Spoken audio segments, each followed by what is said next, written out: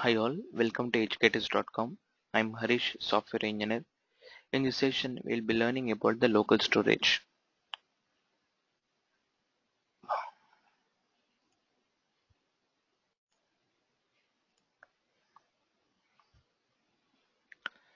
Hi all, welcome to educators.com. I'm Harish, software engineer. In this session, we will learn about local storage and session storage. Let's start with the local storage.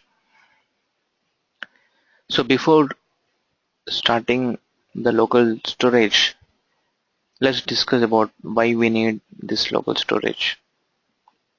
So before this storage has come into picture, we had the cookies to store data at the client's browser end.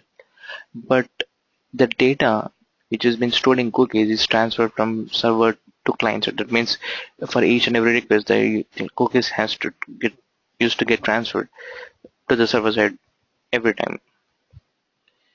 So whereas coming to this storage, this will be saved only at the browser end without getting transferred for each and every request. So it is like some saving of data, like what you can say, like we have some space for each and every application where we can save some data and process our application. Okay, so let's start with the local storage. The local storage property allows you to access a local storage object. So actually the local storage property is related to the window object. So window object contains this local storage property. So when you access this property, it will return the local storage object. Okay, so web applications can store data locally within the user's browser. So with this local storage, as mentioned before, it will be allowed to store some data within the user's browser. It won't be saved anywhere within the computer. It will be saved only within the browser itself. And data stored in local storage has no expiration time. Unlike cookies and session storage, which we'll be discussing in the coming slides, here local storage doesn't have any expiration time, like any day, 1 day, weekend, or 1 week, or year, or anything. It doesn't have an expiration time. Unless until you clear the history, the local storage doesn't expire itself. So you need to externally clear the local storage. And one more important thing, all browsers have varying capacity levels for local storage. So different browsers have different capacity levels. Like some browsers will be having 5 MB, some browsers will be having 3 MB size of capacity of local storage. And local storage is per origin basis, and all pages from one origin can store and access the same data. Let's say you have updated the local storage from a page which will belong to domain X. You can access the updated local storage which belongs to same domain X because both belong to same origin. So local storage is not like that, not like where only one page can access the storage way which itself is updated. That means, like, let's say page X updates local storage, it only can access the local storage. It's not like that. The whole application, or what are the pages belonging to that domain, can access the local storage. Okay, and it is per origin basis. That means, like, let's say if an application if application X updates the local storage, and the local storage which belongs to application X cannot be accessed by the application Y. So it is isolated. The local storage is isolated from application to application. Okay, and local storage will store the data in terms of key and value pair. As similar to how we have the key and value pair for properties in object, similarly we have the data in terms of key and value pair within the local storage. Okay, let's check with the methods. First, that is like local storage dot set item key and value. So how to set the data in the local storage. You can, as I mentioned before, that you can store the data in terms of key and value pair. You can use a set item method, which will helpful for you to set the data for a given key. Okay, so how to get the data which has been set in local storage? So to get the data which has been stored in the local storage, you need to use a get item. Okay, here this will return the value which is related to this key. Okay, you can access directly at local storage.get item of key or else local storage.key name. Okay, as in the example, you can check that I local storage.get item of first name. So here I am fetching the value of the key first name in the local storage. Okay, so apart from this getter and setter methods, we also have the remove item method where you can remove the key and value pair. Okay, let's say you have a bunch of data and you want to remove a record from the local storage which is related to key. You can directly use the remove item method. And the last method is clear. So let's say if you want to clear the complete data, here we need to use a local storage actually. So local storage dot clear, when you try to clear all the data which is related to your application, like once the user clicks on logout, you want to clear the data. So if you want to maintain any kind of things, you can use this local storage dot clear. Okay, this will clear all the data which is related to that application. Okay, so coming to session storage. So why we need session storage when there is a local storage? Local storage is like data which is permanent. That means unless until you clear the data, it won't be cleared. But whereas coming to session storage, it is like related to session. Like once the user closes a browser or window, the session is cleared. That means there is no data exist. The problem with local storage is if the application doesn't forgets to clear the data, it will uh, lead to unexpected results. Whereas coming to session storage, it is like a clean way, where if the user closes browser, the data is cleared. So you no need to bother about this, how to whether to clear the data or whether to clear what kind of data or all. So once the user closes the browser, the data is cleared. Okay. So similar to the methods of local storage, here also we have the same methods like set item, get item, and remove item, and the clear methods. Okay. So this is all about the session storage. So testing for support and availability. So what is this? Some browsers may not support the window local storage. Some browsers may support the local storage, but their availability is zero. Like let's say some browsers which will be having incognito, run in incognito mode, they might support local storage, but the availability for the local storage is zero. So you need to check for both, whereas support as well as the availability, before you set or get some value from the local storage, so that you can handle some kind of exceptions. I mean, so that you can come out of the exceptions which will be thrown before. Okay.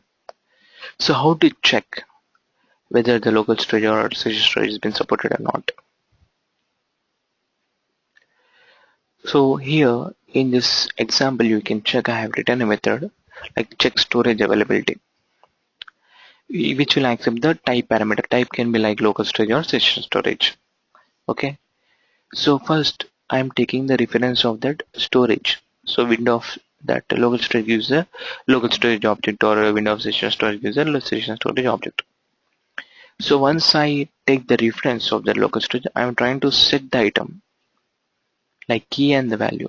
So I am using the storage test as a key as well as also as the value to check whether this set item is working or not, or whether it's throwing an error or not.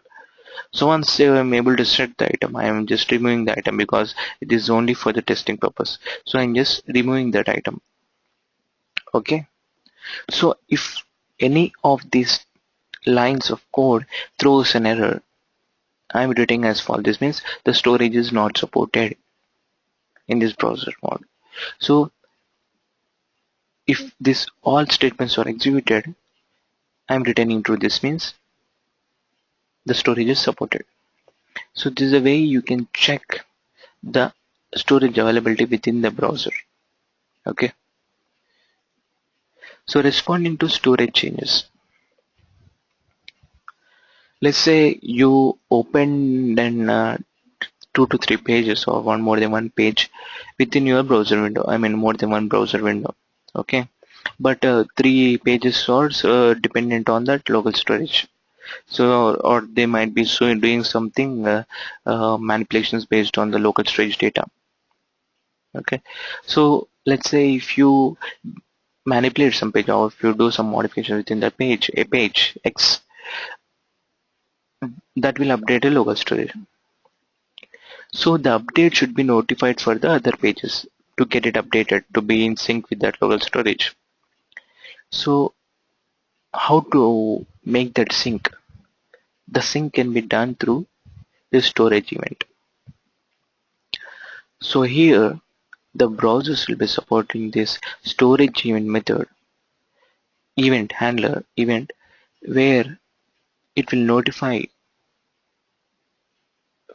if there is a change in the local storage. But more important thing is this will not work on the same page that is making changes. Let's say page X has modified the local storage and it goes on modifying the local storage again and again. That page X will not get notified because it's no sense of notifying the page which itself is updating the local storage. Okay. So it is raised and useful for other pages on the same domain to sync any changes that are made to the storage. So as I mentioned before, like page X has been modifying the local storage, but page Y has been intimated about the change. So this is how we importance comes, like how you need to notify the pages. This is not like you're updating the same page again and again. Okay, so this is useful like when page X is updating and you want to make the page Y in sync with the local storage updation, you can use this set storage event. Okay, so what are the arguments given by this storage event to the handler? The arguments are, first one is key, the key that has been changed. So it will notify like which key has been changed or which data within the local storage has been modified by the page X. Okay, what is the old value? So one more argument is old value and the new value is what is updated value. So URL is which page has changed the storage, and storage is area is nothing but the storage object, which is known as local storage object or session storage object. Okay, so this is how you need to write the event listener for the storage event.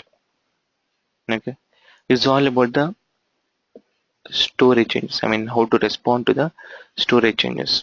Okay, let's flip to brackets IO. Here let's add a data key value to the local storage. Okay,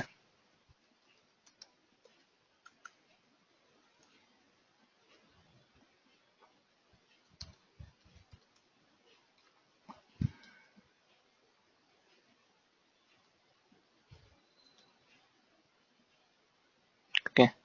Now let's check how this will be stored in the browser.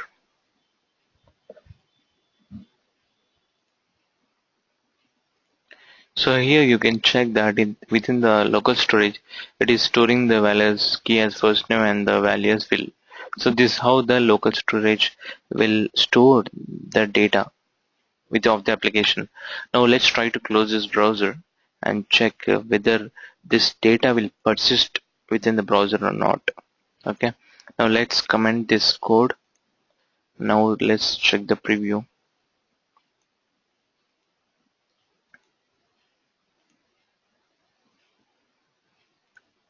So here you can check even when I close the window and commented the code, here the data still persists because it didn't clear the data when I closed the browser. Now let's check with the session storage whether it will clear the data or not. Okay.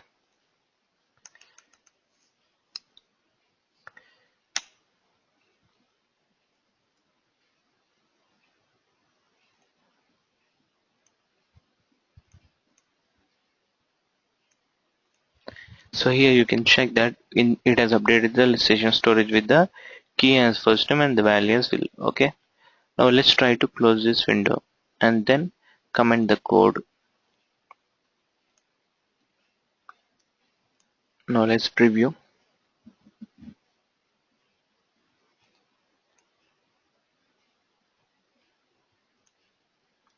Now you can check that the key and value pair doesn't exist. So when you close the browser window, it clears the data whatever is related to the session storage. Whereas in the local storage, the data still persists, but it will persist till you clear the data. I mean, it'll clear the history. Okay. So this is how the session storage and local storage works. Now let's try to add some event, which is like a storage event, which is used to notify the other pages. So window dot add event listener for the storage and the event handler with the arguments. Okay, and let's try to have the debugger over here. Okay, so let's copy paste the same code in the other page, but let's update the first name key with some other value. Okay, with Smith. Now let's preview the pages. Okay, so here first you can check that it has updated the value with first name and will. Now let's try to update with same different value from page 2. So when I try to update from page 2, it has notified me with the event, say storage event. Okay, so whenever there is a change in the update, I mean when there is update in the local storage, it will notify the other pages. So let's check what are the argument values. So it has given me like which key has been updated and what's the new value, old value, and what is the URL, and which is which storage object. Okay, these are some of the arguments which will be passed within the storage event handler. So this is how the storage event will be fired. Okay, so that's all from this session. Thank you.